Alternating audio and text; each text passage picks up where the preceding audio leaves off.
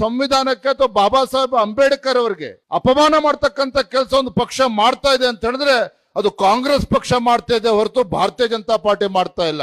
ಭಾರತೀಯ ಜನತಾ ಪಾರ್ಟಿ ಮಾಡ್ತಾ ಇಲ್ಲ. ಮೊನ್ನೆ ದಿನ ಪಾರ್ಲಿಮೆಂಟ್ ನಲ್ಲಿ ಏನು ಈ ದೇಶದ ಉಕ್ಕಿನ ಮನುಷ್ಯ ಎಂದೇ ಖ್ಯಾತಿ ಆಗಿರ್ತಕ್ಕಂಥ ಗೃಹ ಸಚಿವರಾಗಿರ್ತಕ್ಕಂಥ ಅಮಿತ್ ಶಾ ಜಿ ಅವರು ಈ ಕಾಂಗ್ರೆಸ್ ಪಕ್ಷ ಸ್ವಾತಂತ್ರ್ಯ ಬಂದಾಗಿನಿಂದ ಯಾವ ರೀತಿ ಬಾಬಾ ಸಾಹೇಬ್ ಅಂಬೇಡ್ಕರ್ ಅವರನ್ನ ಅಪಮಾನ ಮಾಡಿದ್ದಾರೆ, ಯಾವ ರೀತಿ ಕಾಂಗ್ರೆಸ್ ಪಕ್ಷ ಪ್ರತಿ ಹಂತದಲ್ಲೂ ಸಹ ಸಂವಿಧಾನಕ್ಕೆ ಅಪಚಾರ ಬರ್ತಕ್ಕಂಥ ನಿಟ್ಟಿನಲ್ಲಿ ಯಾವ ರೀತಿ ನಡ್ಕೊಳ್ತಾ ಇದ್ದಾರೆ, ಆ ವಿಚಾರವನ್ನ ಮಾನ್ಯ ಅಮಿತ್ ಶಾ ಜಿ ಅವರು ಇವತ್ತು ಪಾರ್ಲಿಮೆಂಟ್ ನಲ್ಲಿ ಎಳೆಯಾಗಿ ಬಿಚ್ಚಿಡ್ತಕ್ಕಂಥ ಕೆಲಸವನ್ನ ಮಾಡಿದ್ದಾರೆ. ಅಮಿತ್ ಶಾ ಜಿ ಅವರು ಹೇಳಿರ್ತಕ್ಕಂಥ ವಿಚಾರವನ್ನ ತಿರುಚುವ ಮೂಲಕ ಕಾಂಗ್ರೆಸ್ ಪಕ್ಷ ಅಪಪ್ರಚಾರವನ್ನ ಏನ್ ಮಾಡ್ತಾ ಇದ್ದಾರೆ ಅದನ್ನು ನಾವು ಎಲ್ಲರೂ ಕೂಡ ಇವತ್ತು ಅರ್ಥ ಮಾಡ್ಕೋಬೇಕಾಗ್ತದೆ. ಸ್ವಾತಂತ್ರ್ಯ ಬಂದಾಗಿನಿಂದ ಇವತ್ತು ಬಾಬಾ ಸಾಹೇಬ್ ಅಂಬೇಡ್ಕರ್ ಅವರಿಗೆ ಸಂವಿಧಾನಕ್ಕೆ ಅಪಚಾರ ಮಾಡಿ ಇವತ್ತು ಭಾರತೀಯ ಜನತಾ ಪಾರ್ಟಿ ಮೇಲೆ ಗೂಬೆ ಕೂರಿಸ್ತಕ್ಕಂಥ ಕೆಲಸ ಕಾಂಗ್ರೆಸ್ ಪಕ್ಷ ಏನ್ ಮಾಡ್ತಾ ಇದ್ದಾರೆ ಅದನ್ನು ಕೂಡ ಇವತ್ತು ಜನರ ಮಧ್ಯೆ ಸತ್ಯ ಸಂಗತಿಗಳನ್ನ ತರ್ತಕ್ಕಂಥ ವಿಚಾರವನ್ನ ನಾವು ಇವತ್ತು ಮಾಡಬೇಕಾಗಿದೆ. ಹಾಗಾಗಿ ಈ ನಿಟ್ಟಿನಲ್ಲಿ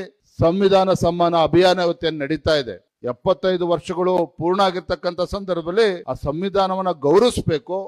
ಈ ದೇಶದ ಈ ರಾಜ್ಯದ ಪ್ರತಿಯೊಬ್ಬ ಪ್ರಜೆಯ ಕರ್ತವ್ಯನೂ ಕೂಡ ಇದೆ, ಆ ಸಂವಿಧಾನವನ್ನ ಗೌರವಿಸಬೇಕು ಅಂತಕ್ಕಂಥ ಆಶಯ ಪ್ರಧಾನಮಂತ್ರಿ ನರೇಂದ್ರ ಮೋದಿಜಿ ಅವರದ ಏನಿದೆ ಆ ನಿಟ್ಟಿನಲ್ಲಿ ನಾವೆಲ್ಲರೂ ಕೂಡ ಸೇರಿರ್ತಕ್ಕಂಥದ್ದು.